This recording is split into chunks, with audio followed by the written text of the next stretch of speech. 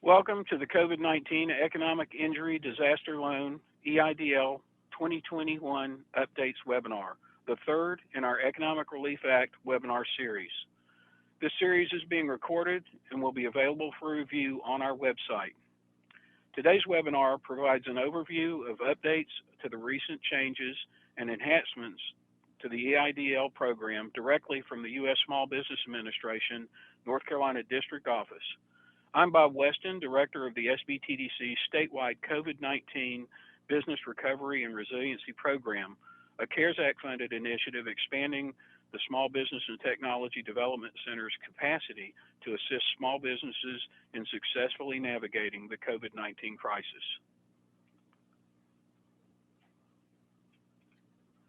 I'd like to introduce Byron Hicks, Executive State Director of the Sbtdc, to kick off today's program.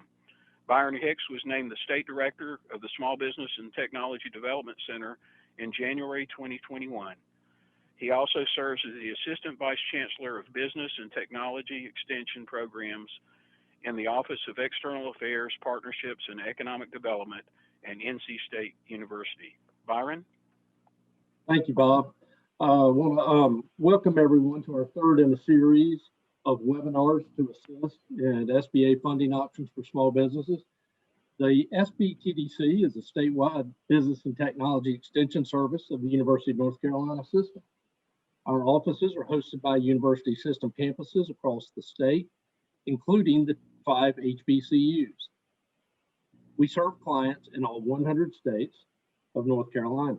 Our staff are highly professional, experienced counselors that can work with your business to help your business better. In addition, we engage students from our host campuses to help these clients as well. We provide confidential, one-on-one, no-cost counseling to business owners in North Carolina with companies less than 500 employees. Our management team also produces research to help businesses grow and to help them through these challenging times and understanding their industries. In 2020, our counselors in the field provided over 65,000 hours of counseling and assisted clients with over $260 million in access to capital. So thank you very much for letting us be a part of this program. Also, next I would like to introduce Mike Ariola, the Acting District Director of the SBA District Office in North Carolina. Mike?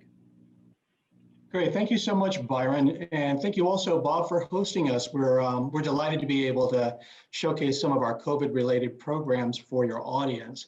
And this, of course, is part of an ongoing series that the SBA has with the Sbtdc in order to allow for increased usage of these programs during these most challenging times. And just by way of a recap, the SBA is a U.S. government agency. We were formed in 1953 to help Americans start, develop, and succeed in business. And we do that through 4 program areas: capital access through SBA loans. We've got a host of federal certification programs to help small businesses tap into the federal contracting marketplace. We've got a number of counseling and training programs, including the Sbtdc, and I think Levi is going to talk about that in just a moment. And finally, SBA does have a number of disaster-related loan programs available to help not only businesses, but also nonprofits and individuals recover in the aftermath of disasters such as hurricanes. So that said, I want to welcome you all to this series, which is going to talk, this particular episode, which is going to talk about the Economic Injury Disaster Loan. And with that, I'll go ahead and turn it over to Levi Kennard.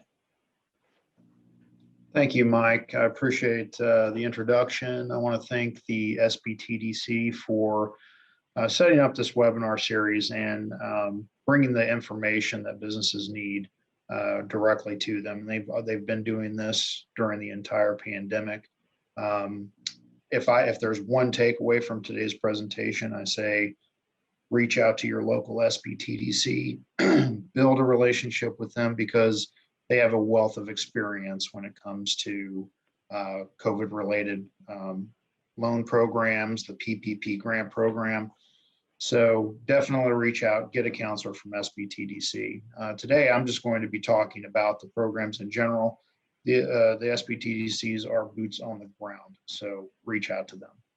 Now I'm going to share my screen.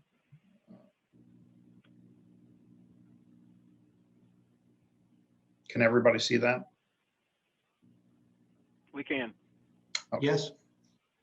So, yes, I'm Levi Kennard with the U.S. Small Business Administration. I've been with the SBA for about 6 years. We just kind of got thrown into the fire with the COVID-related CARES Act loan programs, but it's been a great thing for businesses. I think it's really brought SBA's signature to a head. Now a lot more people know about our agency than have ever known about it before. So it's been good for our visibility, and I think these loan programs have done a wonderful job at providing that needed assistance to keep businesses alive during this pandemic.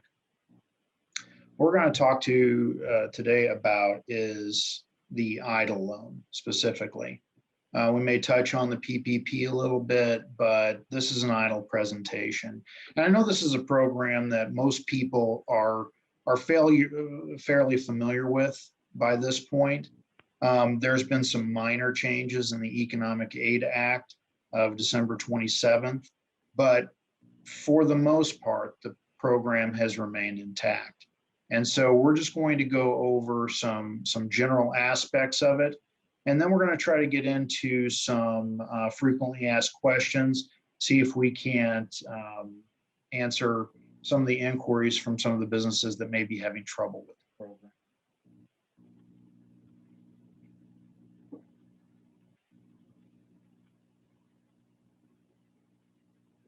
So eligibility. If you're familiar with the eligibility criteria, it has remained fairly unchanged. The only thing that they have changed regarding this program is they have extended the application process until December 31st of 2021. It was going to cut off at the end of the year, but it didn't. I'm very thankful for that. There was still money remaining in the program. At this point, you can still submit your application. If your business was in operation by January 30th, 2020, and you're one of the eligible business forms, for instance, if you're small business by your NAICS code, and most nonprofits, the 501Cs, Ds, and Es, they all qualify, then you can submit an application. And if you are skeptical if you are eligible or not, I still suggest submitting an application. Let them tell you no. If you think that you may meet the requirements, get your application into the system. The only thing on this slide I really want to address is down at the bottom when it says ineligible businesses. In the investment and lending area, investment, they did make a special concession for landlords. So usually in in the 7A loan program, we don't lend to people that will build a house for sale or purchase a house, renovate it, and try to rent it out. That's considered investment. But for the EIDL program, they understand that landlords are running a business and they are eligible for this program. So looking at the terms of the loan, it's 3.75% interest for for-profit businesses and 2.75% for qualifying nonprofits of loan terms up to 30 years. I do have to say that I do talk to a lot of companies that are not looking to take on additional debt, and I understand that. But for business financing in general, I don't believe you will ever find terms this good. This is very cheap financing. I think that it's not going to be too burdensome. They've drawn out the repayment period for such a long period of time at such a low interest that your monthly P&I payments are not going to be crippling as they would under normal business financing terms. So definitely take advantage of this. I think if you are looking into business financing at all, you meet the eligibility criteria, I think this is a great option for you. The general purpose of the loan is for working capital. And this is for expenses that you were maintaining before the coronavirus hit. In fact, this is such a flexible loan, I think much more flexible than the PPP program. So flexible, in fact, that they put parameters on how you could use that, and they're very loose parameters. For instance, you can't use it to replace lost profits. You can't use it to pay down existing debt, and you can't use it to expand your business. Other than that, most of the obligations that your business has, you can utilize these funds for those purposes. So it's a very flexible loan. It's not too restrictive. This last bullet point, when it says keep your idle funds in a separate account, do not commingle. This is not a hard rule, it's a suggestion. I know a lot of you may have had your money placed in your business bank account with all your other obligations going in and out of it all the time. That's fine. There are methods that you can use. For instance, if you're using QuickBooks, you can tag the money and see where it goes. What this is really trying to get across is that make sure that you have an accounting of where you're spending these funds, because the SBA does hold the right to investigate how these funds were used to make sure that they were in fact used for their intended purposes. And so have paperwork supporting that when you do receive that loan. As for the repayment, a very good feature of this program is that it's deferred for 1 year. You're not going to make P&I payments until a year after the note date. And that's very good. I do want everyone to know that interest is accruing during that time. I think that that's an important factor. So if you did receive the loan, you don't think you're going to need it, you want to pay it back, know that there is interest accruing so that you can pay it back.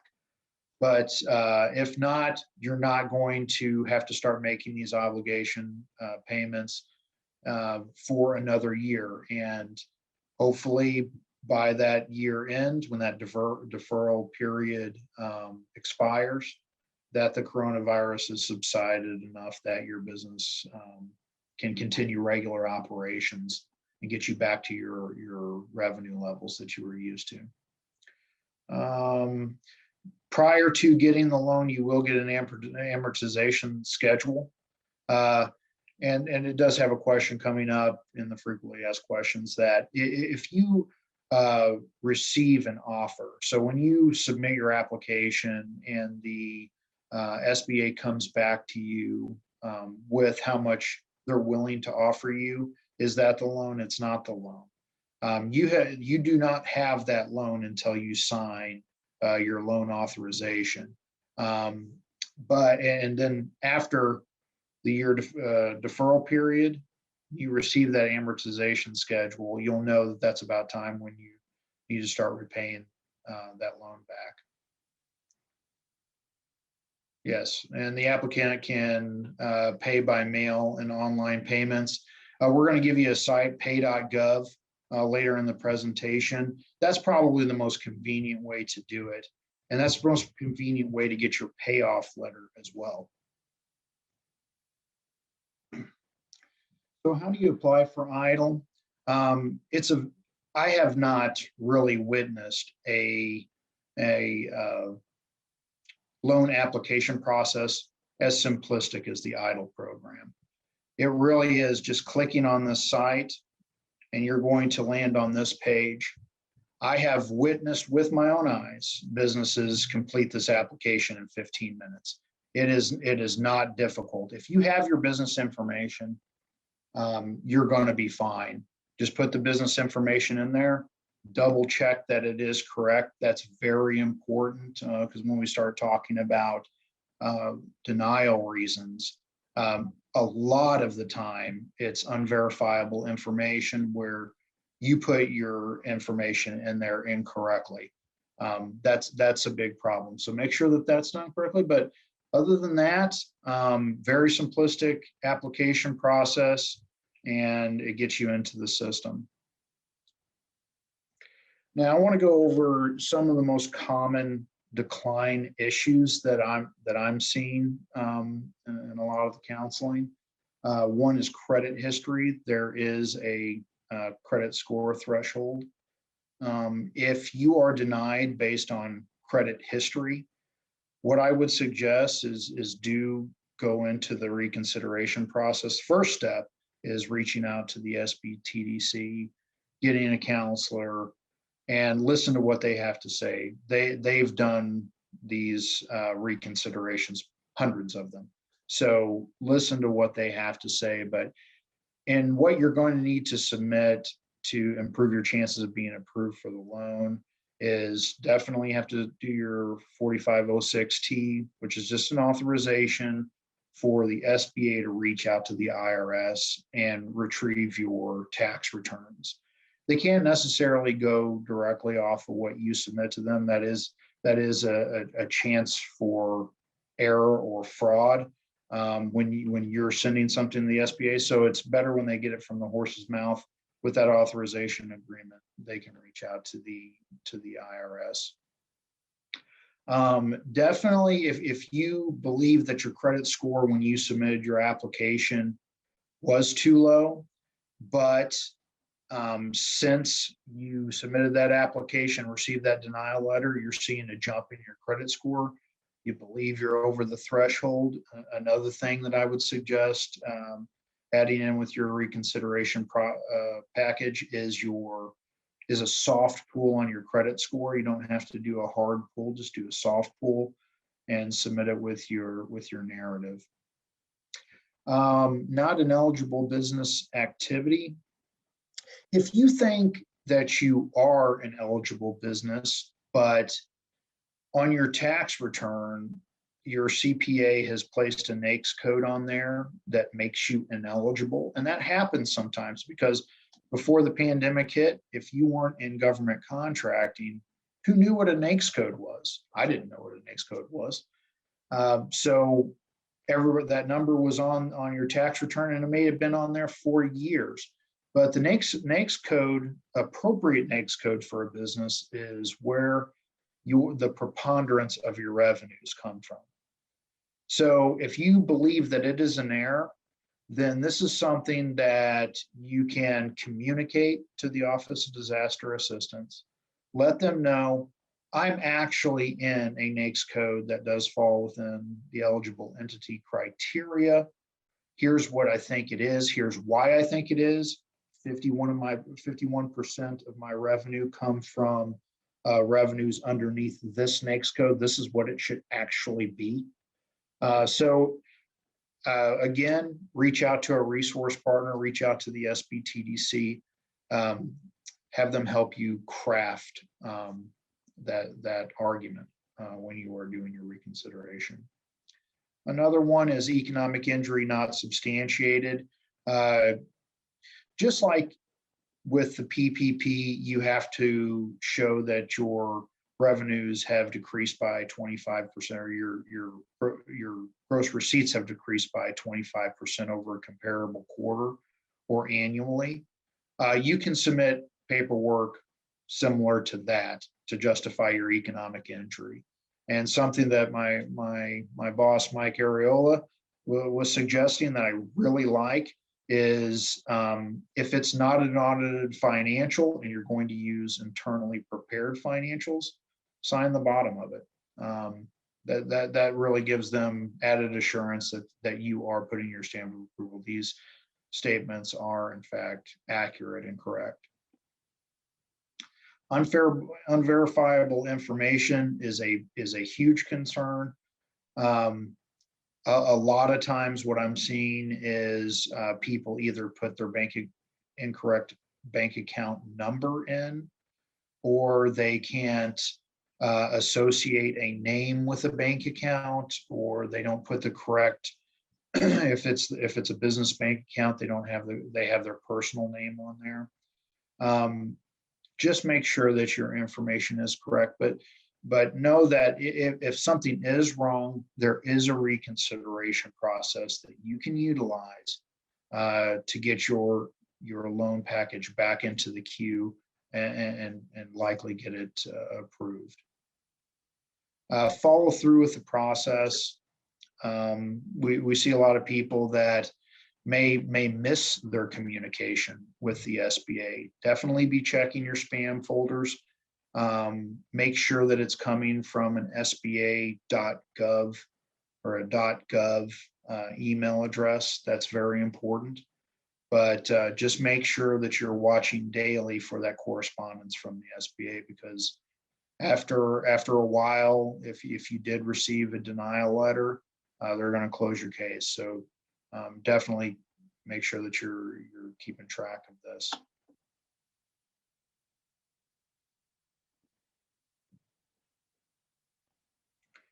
This is general information that you're going to have to submit with any reconsideration, regardless of the cause. Your denial letter, this is where you're going to address this yourself with a narrative. And in that narrative, and I was talking about with Bob Weston last night about this, always stay positive. Always stay positive when you're coordinating with anyone, really, and especially a government agency, because a lot of people that do submit reconsiderations are pretty upset and may try to communicate that frustration through their narrative. I can tell you that you can catch more bees with honey here. Definitely keep it on the positive side, keep it direct to pertinent information. If you don't agree necessarily with the program structure in general, this is definitely not the process to try to change that. They're in the business at the processing center to evaluate your loan and make sure that you don't represent too much risk. So definitely communicate them, make them want to give you the loan. They're the 4506T here at the bottom. You're going to have to submit that. They're going to reach out to the IRS and get your tax returns, but still, just for the sake of doing it, put it into your reconsideration packages with all your schedules. And if there's any questions at the end about what else needs to go into reconsideration, we can go that. We can probably talk about this for a while. So this is what has changed with regard to the Economic Aid Act of December 27th. What they've done is they've put money into a new account, a new EIDL advance account, but it is not the eligibility for these funds are not as broad as they used to be. They crafted this program so that it would fall in conformance with the narrative of the Economic Aid Act in general, that they are going to try to get assistance to businesses that need it the most, that were the hardest hit. So when it comes to the targeted EIDL advance, what I can suggest at this point is don't sit on the edge of your seat about this. If you are eligible for this loan, the SBA is going to be reaching out to you. If they reach out to you and offer you additional EIDL funds, sit back in relief and be happy about it, but do not lose sleep over trying to figure out ways to conform to this new program. I'm seeing people lose sleep, and there's nothing you can really do about it. Just wait for the SBA to reach out to you. But the two main eligibility criteria that they're offering these EIDL advances to are low-income communities, and those who have applied for an EIDL advance before it exhausted last year. Those are the two categories that they're looking. So the first thing that they're going to do is they're going to reach out to individuals that they've identified are in low-income communities as defined by 45D of the Internal Revenue Code. I haven't read it. I don't know how that's defined. But like I said, this is something, trust the SBA to reach out to you in this act. I'm getting lots of phone calls about, hey, I want the new EIDL. We have no sway over that decision. You're just going to have to be patient and see if you meet the criteria for this. So they're going to look at those businesses in low-income communities that received an EIDL advance of between up to 9,000, because what they're going to try to do is make those businesses that are in those communities, they're going to try to get them to the 10,000 EIDL advance threshold. So wait and see if you are in fact in the low-income community. Something new in this program is that for these EIDL advances, they're also going to make you declare that you've lost at least 30% of your gross receipts in an 8-week period following March 2nd. So definitely know that you can't just assert that you've had this reduction in revenue. You're going to have to submit documentation showing that you in fact have. And like we were talking earlier, you can do that with the audited financials, or you can do that with internally prepared financials, but you will have to show that. So located in a low-income community, had a 30% reduction. They're going to reach out to those businesses that qualify for that first, and then they are going to reach out to businesses that were eligible underneath those criteria, low-income community, 30% reduction, but did not receive any EIDL advance in the first round of funding. So that's the second people that they're going to reach out to. And continuing the narrative of the hardest hit businesses, they have lowered the employee threshold to 300. And that's pretty much the targeted EIDL advance in a nutshell. Now I'm going to get into a couple of frequently asked questions, and then we're going to get into a formal question and answer period where you can submit your questions in the Q&A box. The first one, can I check the status of my EIDL application? You can. There is no portal. The best method of doing this is through the customer service line. You can call them, you can email them, but that is going to be your direct liaison with the Office of Disaster Assistance. Are EIDL loans forgiven? No, they are not. But the advance is a grant that you're not going to have to repay under any circumstance. And we're going to talk about this in a little bit. Can you have an EIDL and a PPP at the same time? You can. And in last year, they were requiring banks to reduce the forgivable amount on your PPP loan by whatever advance you received. One of the great things that they've done in the Economic Aid Act is they are no longer converting that EIDL advance amount to the terms of the PPP loan. If you did request forgiveness on your first draw PPP, then and they took out the advance amount, and that's what you still have a loan for that. Don't fret, the SBA will be submitting a payment to your financial institution. That financial institution will apply that to your account and you will be made whole. Let's say that you had an advance, went through the forgiveness process, you were left with the advance amount in your PPP loan, and then you took money out of your own pocket, paid that, and cleared the loan. You will also be made whole. The SBA will be submitting the payments to the lender, and the lender will get that payment to you. So know that to answer this question, no, EIDL loans are not forgivable, but they are no longer going to be held against you in the PPP loans anymore. Can I apply for both? Yes, you can. I have multiple businesses. Can I submit multiple COVID EIDL applications?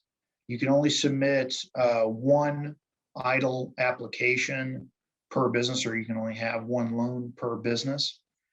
And you have to be you're going to have to constitute 81% of ownership. But yes, one person that owns multiple businesses can submit an EIDL application per business. I received an initial loan quote. Does this mean that I'm approved? No, this is just reaching out to you, let them know that they have settled on an amount when they did the working capital calculations for your business. But like I said before, it is not a loan until you sign that loan authorization agreement. So continue with the process, reach back out and walk it through to the end. I received a loan. How do I make payments? The best option is with pay.gov. There is a slide at the end of this presentation that has other forms. If you want to do it by mail, you can do that. But we're going to show you the methods. But pay.gov is definitely the best way to go that I would see. What if I need more money than I've been approved for? So there is a process. It's the reconsideration process with putting an increase in the title line, but you as a business can receive up to the $150,000 EIDL loan threshold. So if you received less than that, consider doing an increase. And I'm sure we're going to get questions on that. I received an email with an SBA logo. How do I know it's real? It'll come from a .gov. That should be the first thing that you look at. Is this a government email? So does it end in .gov? Someone contacted me promising they can get me approved and move me to the head of the line for a fee. Is this real? No, it's not. And suspect fraud. If you are contacted, we don't know how scammers get a hold of our information or even how we submitted an application, but they do. If you suspect fraud in any correspondence, here's a link and a phone number that you can use to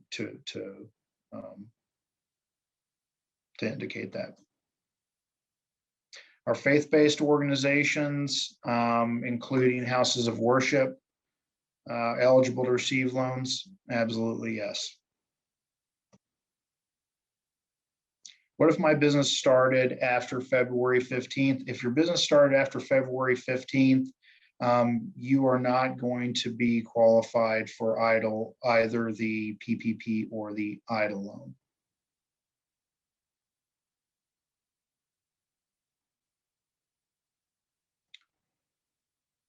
For questions about your specific situations, it is going to be the customer service line. Good or bad, that's what you've got. So utilize this information. And so this is probably the most important part of this presentation as far as I'm concerned, because all these organizations that we work with have so much knowledge just through experience. The collective knowledge, because of that experience, is probably the best resource out there. That's their job, is to help people get these loans and modify their businesses to meet current business environment. Definitely reach out to your local Sbtdc or your local WBC. We had 4 WBCs in the state. We just got approved for another one at Winston-Salem State. And we also have a VBOC. SCORE and VBOC are really good organizations. So definitely feel free to reach out to them.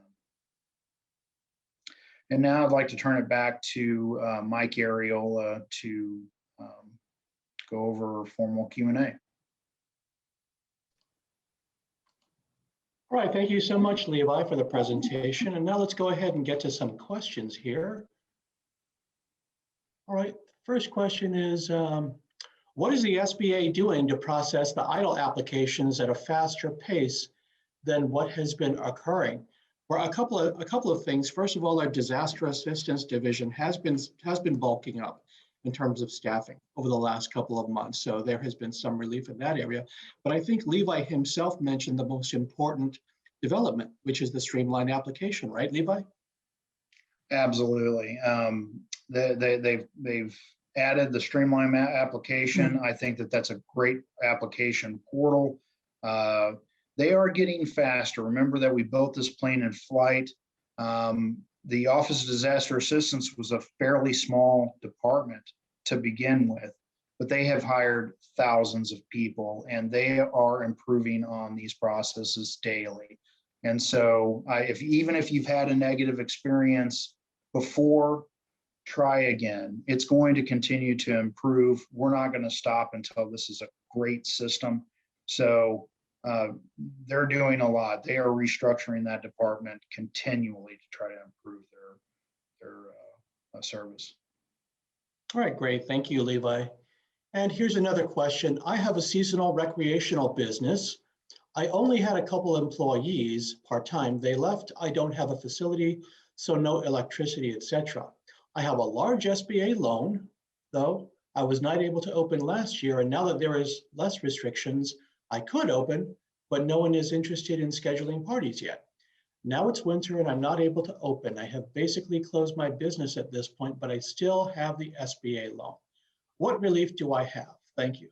And to that, I would say, as a result of first the CARES Act and now the Economic Aid Act, one of the things that Congress approved was billions of dollars for debt relief.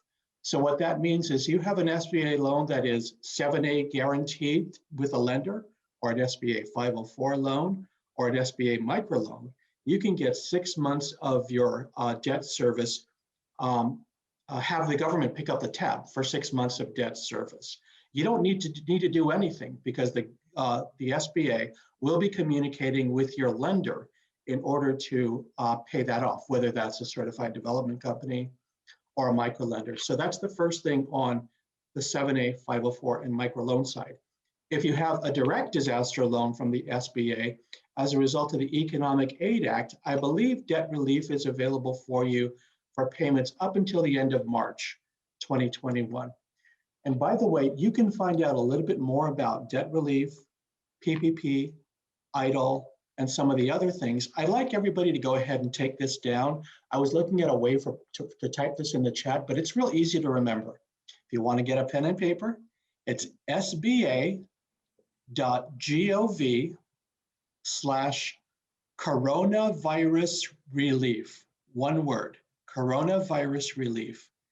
And there you can check out all the things that we're talking now and some of the things like the debt relief stuff that I just mentioned. So bookmark that as your go-to resource for all things SBA COVID related.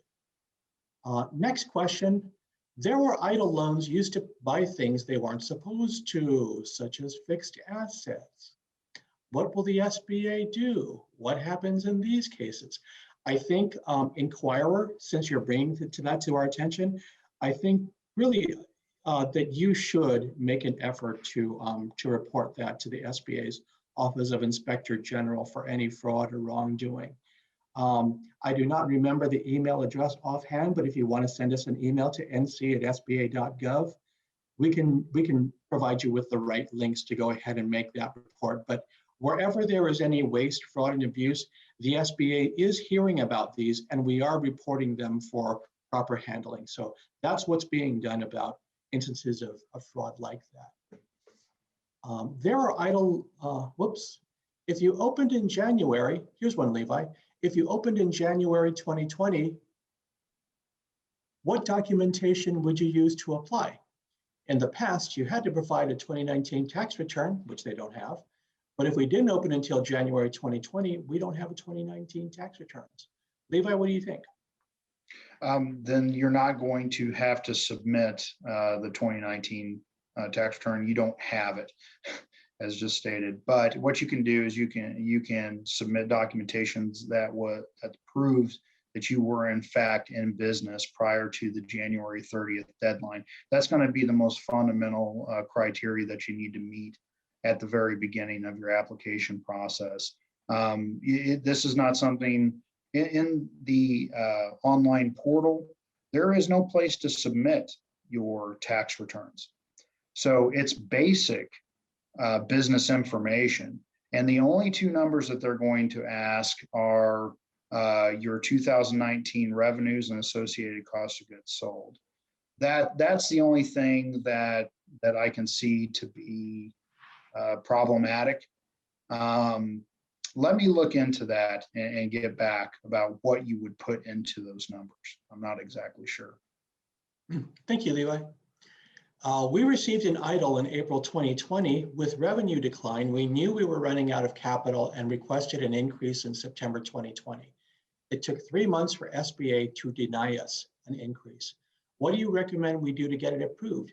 Well, they can go to PDC reconsideration at sba.gov, right? Yes, Yeah, you have 30. Sorry. Go ahead. You have 30 days to appeal a denial on your reconsideration. Yeah, and I believe that's pdc.reconsiderations, plural, at sba.gov. Yeah, whenever one is denied for an EIDL or an EIDL increase, they do spell out your avenues to make an appeal, and that would be it, to ask SBA to reconsider its decision. So that would be your avenue. Approved EIDL since July 2020, signed loan amount about the same time. We have not been funded. How do we move forward? I just had a business go through this situation just the other day. Take down either my information, or just take down my information. It's Timothy, TIMOTHY .Kinnard, KINNARD at SBA.gov, and just drop me a line, and I'll look into this for you. I'll send it to what the avenues that we have and see if we can't get some motion on your. All right, thank you, Levi. Okay, next question. I joined a few minutes late and may have missed this, but will these slides be available after this session? The slides will be made available, as will the recording, afterwards on sbtdc.org. And Bob and the fine folks at Sbtdc will notify folks as to where they can find that. What is the threshold number for the credit score? Yeah, does SBA have a minimum? It does, but they consider that credit score proprietary. For instance, like any lending institution, when they have internal criteria for loan amounts, they don't really give that out. So it reduces the chance that people are trying to manipulate their numbers. But there is a minimum threshold, but it's not very high. It's not very high. Do we want to give any indication about? If you have any questions, reach out, and you can definitely go through reconsideration. Do a soft pull if you think it's increased. Right. Yeah. I would also add, Levi, that that the SBA tends to be very lenient on folks with less than perfect credit history. I mean, we do take into consideration extenuating circumstances. For example, a catastrophic illness creating medical bills that went unpaid. Divorce is something that comes up a lot in terms of damage done to personal credit history. But the key to that is, to what extent has the applicant been making efforts to repair that? It can't be just a situation of, I forgot about my bills, just kind of decided to be lax about it, and didn't pay my credit card for 6 months, and well, it's not my problem. That's different from, making sincere efforts to repair your credit history. And one thing I'd like to add is that when you go through the reconsideration process, when you've been denied based on credit, the information that you're submitting in your reconsideration, that's going to be the basis for the credit decision afterwards. they're trying to base a new credit decision based on other factors other than your credit score. So that's why it's important to really make the argument. Utilize the resource partners, the Sbtdc. They can help you put together an argument on why you are creditworthy. Okay, thank you. Next question, latest FAQs on the SBA site is version 4 dated November 23rd, 2020. Is there a new version of EIDL FAQs coming soon? I'm not aware of any at this time. Levi, are you aware? I am not. Yeah, there have not been, the only changes that I can think of that have been made to the EIDL program is that, it's been extended up until the end of the year. Other than that, the criteria, the elements that kind of govern how to apply, well, not how to apply, but eligibility, use of proceeds, those are all unchanged. Yes. Yeah. Okay. When does the EIDL begin to accrue interest? First disbursement? Yes, the date of disbursement. Yeah. Is there any review in the reconsideration process where SBA can approve more than $150,000 for an EIDL in the hardest hit restaurant hospitality industry? To my knowledge, the maximum is $150,000 firm. Until such time as we've gotten notification otherwise, that will continue to be the case. Is there any review in the Good morning. When will EIDL grant relaunch? I did not receive the full 10,000, etc. And Levi, I think you spoke to that in your slides very carefully. If you're interested in the targeted EIDL advance, then the SBA will reach out to those applicants directly. So you need not do anything. We will reach out to them based on the information in our records and the fact that they had applied last year for that. So you need not do anything. SBA will reach out to you. Next question, I was denied an EIDL loan last year, but was given a grant. Is it possible to apply for just the grant? Like we were saying, it's not a formal application process for this grant. The SBA will be looking on those two instances. Those that were located in low-income communities had a 30% reduction in gross receipts that had received an EIDL, and then those who had applied but did not receive it. Those are the two groups that the SBA will be reaching out to. No formal application process. Yeah, and those are two very key points, Levi, that we want to hammer home. First of all, it has to be a situation where you applied last year for the EIDL advance, but for whatever reason, you didn't get the maximum that you thought you got, or you didn't get anything at all because funds ran out. It is not going to be a situation where SBA is going to reach out to everybody in a low income area and say, hey, do you want a grant? Because I think that was one of the other questions. Yeah. It has to be a situation where you applied last year, and we're going to try to make you whole based on the funding available, right? That's correct. Okay. Regarding EIDL, will SBA reach out to companies and look? Yeah, I just responded to that just a second ago. Next question, I received a first draw EIDL and my business shut down operations March 2020. However, I had consistent hospitality business until that time. Am I eligible for a second draw based on first quarter 2020? Also, I have a credit score of 800. Is it possible to get a lower interest rate than the current 3.75 or whatever it is now? Okay, there's a couple of things. First draw, second draw, let's kind of reserve that vocabulary for the PPP loan. So I think what this inquirer is asking is basically, can I get more money? And the answer to that would be, there is a possibility, but you need to go through, I think it's pdc.reconsiderations. Yes. Yeah. Yes. At sba.gov. And in your subject heading, use the word increase my loan number, XYZ, whatever. And that would get you started in terms of that. But 150,000 is the maximum. Okay, next question, can I apply for EIDL if I already applied for PPP? Yes, you can. You can have both. And that's encouraged that you do. Yes. Yeah, okay. My question related to the initial EIDL advance loans that were distributed last spring prior to the PPP loans. When will this have to be repaid? And when does it begin to accrue interest?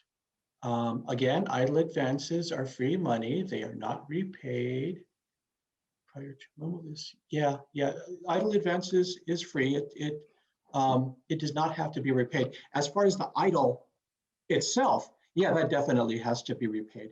Levi, did your slides cover one of those? Is it a grace period of 6 months or a year? It's deferred for a full year. So Yeah, that's what I thought. yeah. So after a year, now interest is accruing, but prior to that year end, you're going to get an amortization schedule. You know that your payments are about to become due. And then it's probably going to be a system that you want to set up on pay.gov to pay your monthly P&I payments. Right. So grace period for a whole year. Thank you. How can we get access to this recording? Yeah, as I mentioned, the link will be sent to folks and that will be posted on the Sbtdc website. Is there a dollar amount that credit score will not be a factor? Example, under 30,000 will not need a credit score to be approved. I do not believe that the amount of the loan drives any decision as to whether or not to give more flexibility on credit score. Here's a question. I have an existing loan and wanted an increase. I applied. They denied and canceled my application. I sent 2 applications, one to increase and another applying for a new loan for this year. Both were denied. I don't see a question there, but I am thinking her question might be, what are my alternatives? So what do you think? The appeal process is what you have left.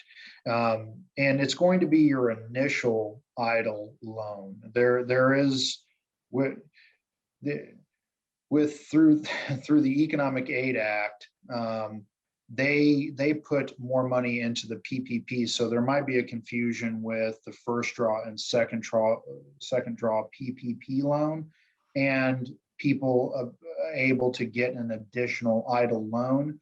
It's just one idle loan that you got last year or can apply for a new one this year. And then what you would be doing is applying for an increase, which I think this client did. If you get denied on your increased application, then the appeal process is all you have left. Yes, all right, thank you. Levi and Mike, we have had this question multiple times. And the difference is that with the EIDL, you only have one application. The original amounts were calculated based on 3 months economic injury projected, and now they've opened it up to where you can ask for an increase up to 6 months under that $150,000 limit, but you have to go back and do it as a reconsideration of your original EIDL loan. We have about 7 minutes left. Okay, all right, thank you, Bob. Okay, if we received an idle, can we apply for a second loan up to $150,000 along the lines of what Bob was just mentioning? Where and how do I make my claim for forgiveness of PPP? Oh, I'm so sorry you didn't join us last week, but you would kind of initiate that process through your lender. If you want to go to that website that I just pointed out earlier, sba.gov/coronavirus relief, click on the PPP icon, and you can get some information on the forgiveness process and such through there.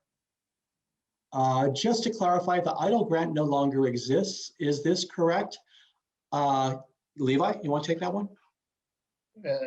Generally, yes, that is correct, but they have created a new account, EIDL Advance, for specific businesses in low-income communities that have received at least a 30% reduction in gross receipts.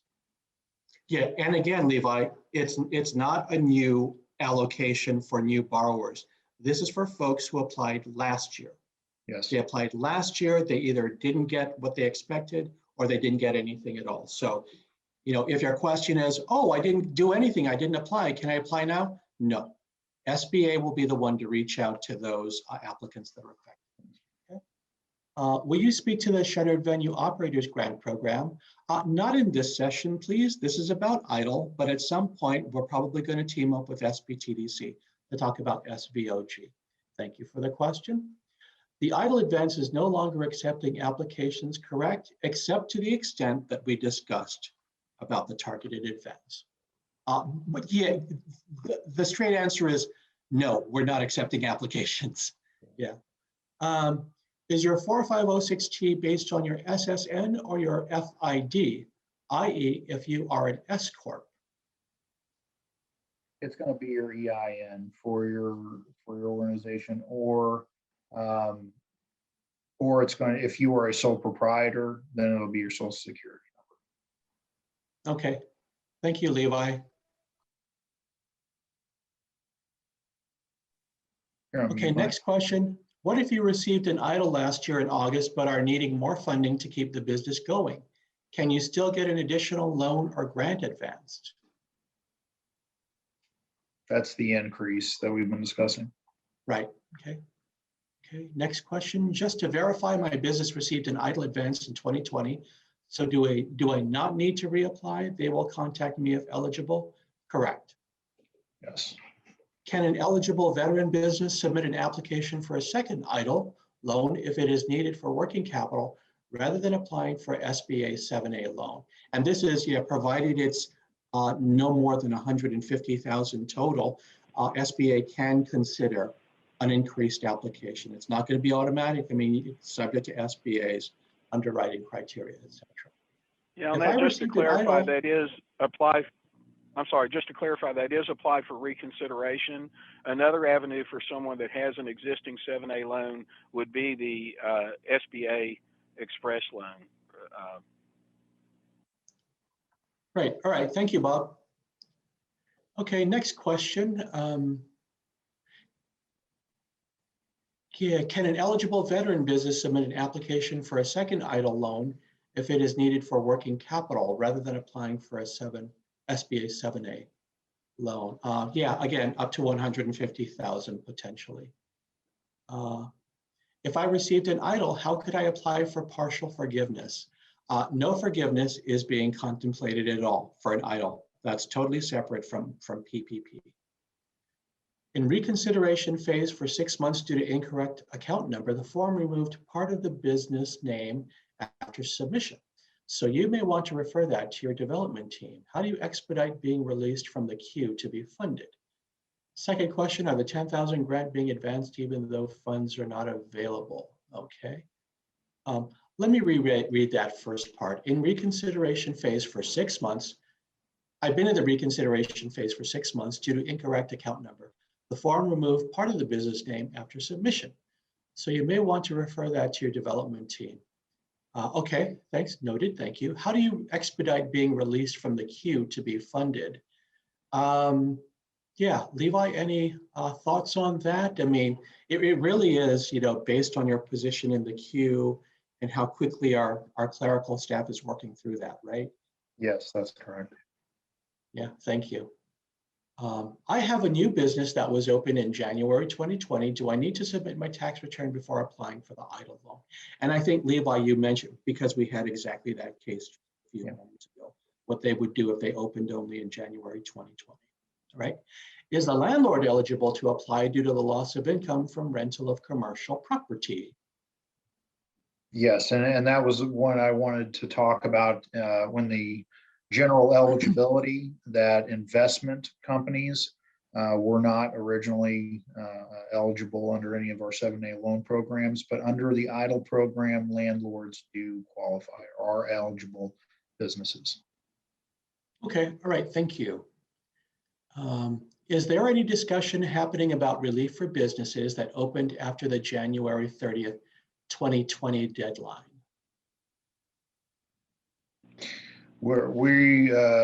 We can't speculate at this time. There is not current legislation that would provide assistance for those businesses. Yeah, thank you. Can EIDL funds